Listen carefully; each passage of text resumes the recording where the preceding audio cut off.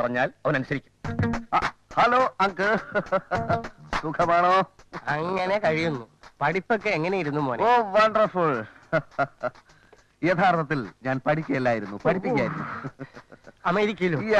ആദ്യം അവർ കരുതിയത് ഞാൻ വെറും ഒരു സാധാരണ ഇന്ത്യൻ സ്റ്റുഡന്റ് ആണെന്നാണ്.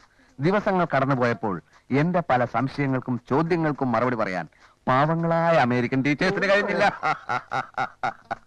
എന്നെ പോലെ ബുദ്ധിശക്തിയുള്ള ഒരു ഇന്ത്യൻ സ്റ്റുഡന്റിനെ കണ്ടിട്ടില്ലെന്ന് അവരോട് സമ്മതിച്ചു.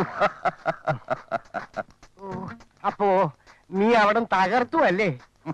തകർത്തു, തരിപ്പണമാക്കി. പഠിത്തം കഴിഞ്ഞപ്പോ എന്നെ അവിടുന്ന് പോരാൻ അവർ സമ്മതിച്ചില്ല. അമേരിക്കൻ ടീച്ചേഴ്സ് മുഴുവൻ പൊട്ടിക്കരയുകയായിരുന്നു. എന്തിന്?